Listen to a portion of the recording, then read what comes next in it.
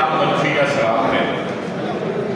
जो पिछले साल हमने आईनी बेंचेस का रवैया देखा है और जो पिछले साल में जिस किस्म की अवाम दुश्मन किस्म की पॉलिसीज हमारे सामने आई हैं, चाहे वो कनाल्स के इशू हों, कॉर्पोरेट फार्मिंग के इशू हों, मिलिट्री कोर्ट्स के इशू हों, तो उसके बाद इस चीज़ से कम मेरा तो हौसला बढ़ा है कि 27वीं तरमीम के खिलाफ बिल्कुल स्पॉन्टेनियसली लोगों ने रिएक्शन दिया है, हाँ वो वकील हो या वो पॉलिटिकल जो एक्टिविस्ट हैं, शऊर रखने वाले लोग हैं।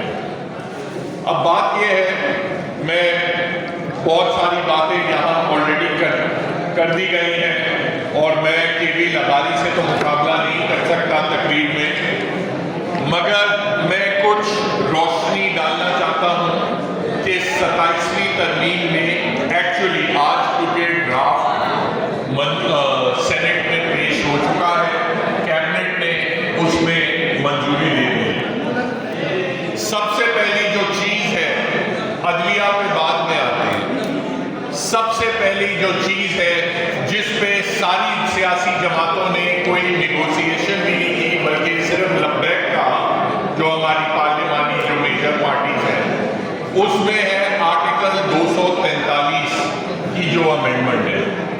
वो जो तरमीम है वो पाकिस्तान के आइन को सिर्फ दफन नहीं करता, वो पाकिस्तान में शहंशाना निज़ाम कायम करता है।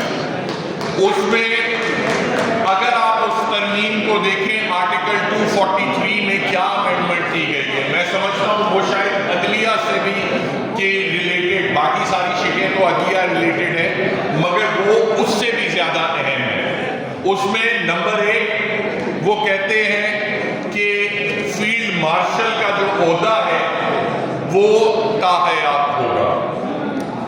Chairman joint chief of staff का स्टाफ कमेटी होती थी, उसको अबॉलिश कर दिया गया है।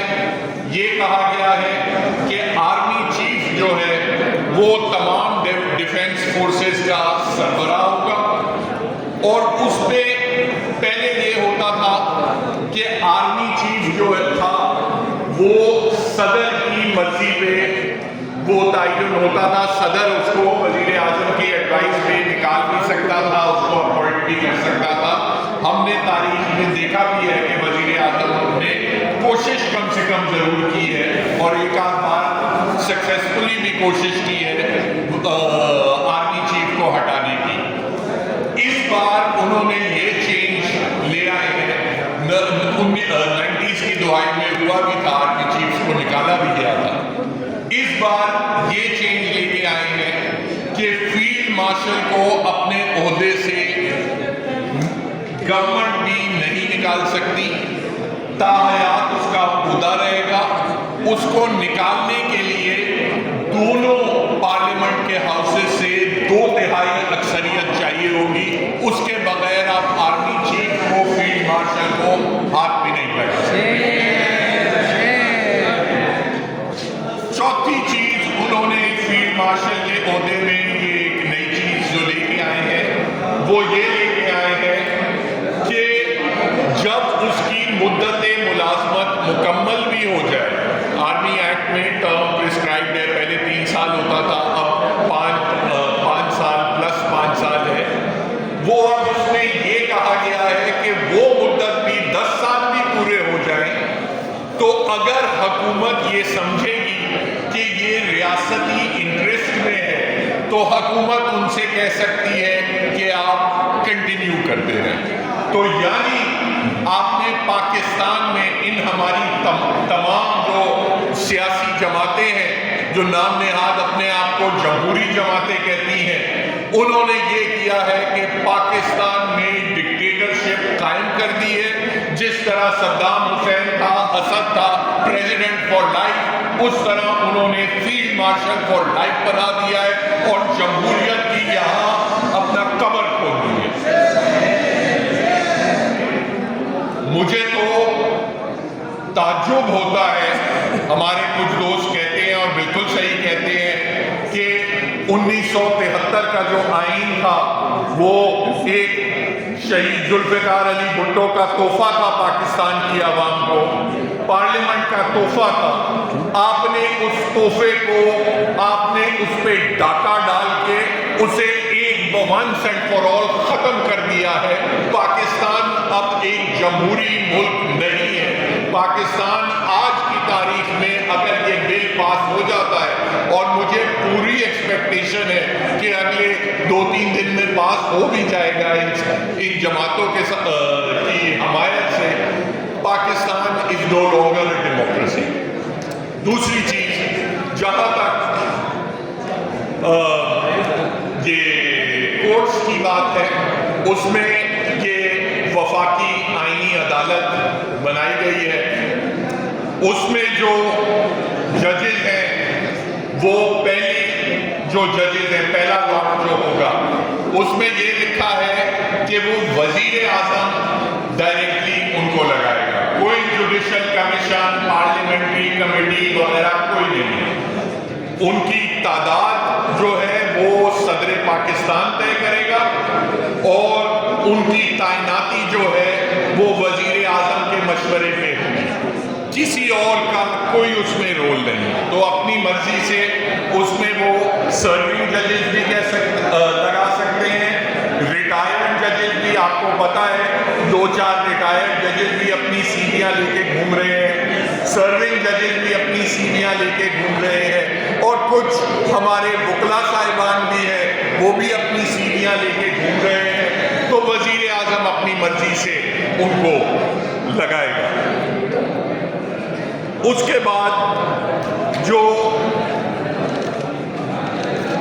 اس فیڈرل کانسٹیٹیوشنل کورٹ کے جو اختیارات ہیں، سپریم کورٹ کے تمام جو اوریجنل جورسڈکشن تھی، جو فنڈامنٹل رائٹس کے حوالے سے آپ پٹیشن فائل کر سکتے تھے، وہ تمام جو ہے وہ اس فیڈرل کورٹ کو دے دی گئی ہیں۔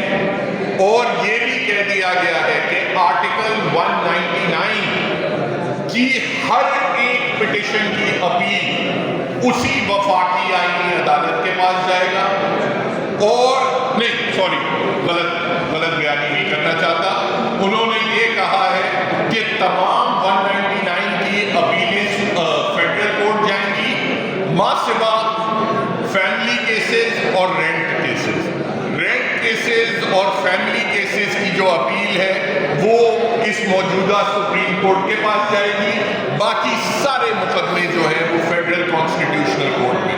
تو بیسکلی آپ نے سپریم کورٹ کو آگ لگا دی، جو 73 کے آئین میں سپریم کورٹ قائم کیا گیا تھا اس کو آپ نے آگ لگی، اور اس جرم میں، اس قتل میں معذرت کے ساتھ ہمارے جج، ہمارے سیاستدان تو ہیں، ہم آرمی اسٹیبلشمنٹ کو بھی کہتے ہیں، مگر اس میں ہمارے ججز جو ہیں وہ برابر کے گناہگار ہیں، وہ بھی قاتل کی شمار میں آتے ہیں۔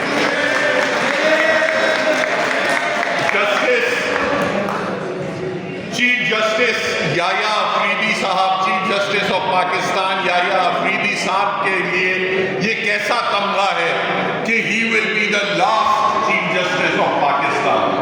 اب there will no longer be a chief justice of Pakistan. There will be a chief justice of the Federal Constitutional Court. There will be a chief justice of the Supreme Court. But chief justice of Pakistan کا عہدہ ہی ختم ہو چکا ہے، اور میں اس شخص پہ تعجب کرتا ہوں کہ صرف ایک چیف جسٹس سال کے لیے چیف جسٹس بننے کی خواہش میں آپ نے 2 سینئر ججز کو ٹاپ کے آپ نے 1 سال کے لیے یہ انجوائے کیا، اور اس کے بعد آپ نے کہا کہ بے شک سپریم کورٹ ختم ہو جائے، بے شک چیف جسٹس آف پاکستان کا بھی عہدہ ختم ہو جائے، کم سے کم میری تصویر وہاں لگی ہوئی۔ دوسرا چینج کیا ہے آرٹیکل 200 آف دا کانسٹیٹیوشن، ججز کا ٹرانسفر۔ آپ کو پتا ہے قانون یہی تھا، آئین یہ کہتا تھا کہ ججز کو ان کی رضامندی کے بغیر ٹرانسفر نہیں کیا جا سکتا۔ اس پہ انہوں نے रजामंदी की जो शिक है वो हटा दी है। अब किसी भी जज को आप यहाँ सिंध से उठा के किसी को बलूचिस्तान भेज सकते हैं, खैबर पख्तूनख्वा भेज सकते हैं। जब आपको लगे कि किसी भी जज की नजर आंखों में अब लिखने की तो उन्हें हिम्मत भी नहीं है, मगर आंखों में भी उनकी कोई बगावत का अंसर नजर आए, तो आप Punjab high court, Lahore high court से उठा के यहाँ जजेस भर्ती कर सकते हैं। कंप्लीटली आपकी सवाब ये हमारी आईनी बेंच के सामने 26वीं आईनी तरमीम की जो पिटिशन लगी हुई थी, मंडे को लगी हुई थी, वो पिटिशन उन्होंने हमारी आईनी, पहले तो आईनी बेंच ने पूरा साल केस चलाया है नहीं, फिक्स ही नहीं किया। अब जब 10 दिन पहले केस चलना शुरू हुआ, आप मंडे की लिस्ट आ जाइए, उसमें 26वीं आईनी तरमीम के खिलाफ मुकदमा जो है डीलिस्ट कर दिया है, ताकि उनके सामने कोई ये बात कर ना सके। उन्हें पता था कि आप लोगों की यहाँ जो आवाज़ है वो पीर वाले दिन सुप्रीम कोर्ट में कम से कम उन्हें सुनना पड़ता, तो उन्होंने कहा हमारी जान छोड़ो, बस अब जो हो गया सो हो गया, हम अपनी सीमियाँ आगे देने, लॉ मिनिस्टर साहब को अपनी सीमियाँ देने में मसरूफ है, अब हम मुकदमे नहीं सुन सकते। अब बात ये है, ये चीज़ें तो आपके सामने हैं। 26वीं आई, उस वक्त भी कहा था कि इसके बाद 27वीं आएगी, फेडरल कॉन्स्टिट्यूशनल कोर्ट आएगी, अभी तो ये यहाँ तक रुके हैं। अब मैं जब भी मुझे पता करना होता है कि इस्टेब्लिशमेंट क्या सोच रही है, पिंडी में क्या बातचीत चल रही है, तो मैं तो इंटरव्यू देखता हूँ फैसल बावड़ा साहब ने परसों ऐलान कर दिया कि अभी उनसे पूछा गया कि सर ये सूबों का जो मामला है, एनएफसी वापस लेने का मामला है, नए सूबे बनने का या 1 यूनिट बनने का जो मामला है, ये आया 27वीं तरमीम में होगा? उन्होंने उसमें जवाब दिया कि नहीं, अभी फिलहाल तो नहीं है, मगर 28वीं भी आएगी, जब नेशनल इंटरेस्ट होगा तो 28वीं भी आएगी। अभी फिलहाल एग्जीक्यूटिव मैजिस्ट्रेसीज का भी जो आइडिया था वो फिलहाल पार्क किया हुआ है, मगर 100% आएगी। मकसद ही ये है इन चीज़ों को फ्लोट, जिस तरह उन्होंने पहले किया था, थोड़ा फ्लोट करो, उसके बाद थोड़ा सा ले लो, फिर इंतजार करके वो करो, और 28वीं में ये एग्जीक्यूटिव मैजिस्ट्रेट भी आएंगी। आप में से ज़्यादातर यंग वकील मैं देख रहा हूँ जो यहाँ सीनियर वकील हैं, उन्हें पता है कि एग्जीक्यूटिव मैजिस्ट्रेसीज कैसी होती थी। वहाँ असिस्टेंट कमिश्नर एक मुख्तियार कार के लेवल का आदमी बैठ के अदालत चलाता था और वो कहता था फलां को मैंने सजा सुना दी 6 महीने, फलां को 2 साल, और कोई किसी आप अभी जो आप जाके बेले करवा लेते हैं जुडिशल मैजिस्ट्रेट से, आप किसी असिस्टेंट कमिश्नर या डिप्टी कमिश्नर से वो बेले भी नहीं करवा सकेंगे। वही मकसद है पाकिस्तान को एक मुकम्मल डिक्टेटरशिप बनाने का। और अफसोस की बात है कि ये जो सियासी जमातें हैं जो अपने आप को जमहूरी सियासी जमातें कहती हैं कि हमारी शहादतें हैं जमहूरियत के लिए, उन्होंने ही जमहूरियत का यहाँ कफन जो है वो अब तस्लीम करने जा रहे हैं। फाइनली करना क्या है? मुझे देखें, मैं इस चीज़ में बड़ा क्लियर हूँ कि यहाँ लीडरशिप जो है वो यंग वकला ही है। इसमें जो मैं यहाँ पूरे कॉन्फ्रेंस में मैंने देखा, जो यंग वकीलों का जो जज्बा था, आपने वो अभी पिछले दिनों होने वाली इलेक्शंस में भी प्रूव किया। नए लोगों को, ज़्यादातर नए लोगों को आपने मुंतखब किया। कराची में तो शायद 16 में से 2 हमारे दोस्तों के अलावा जिन्होंने एक प्रिंसिपल स्टैंड पे खड़े रहे थे, उसके अलावा तमाम जो पुरानी जो लोग थे जो चापलूसी में बिलीव करते थे, उन सबको कोना पकड़ा दिया, नए लोग आए। अब नेचुरली गवर्नमेंट की तरफ से प्रेशर्स भी होंगे, कोशिश होगी कि जो नए लोग आप लोगों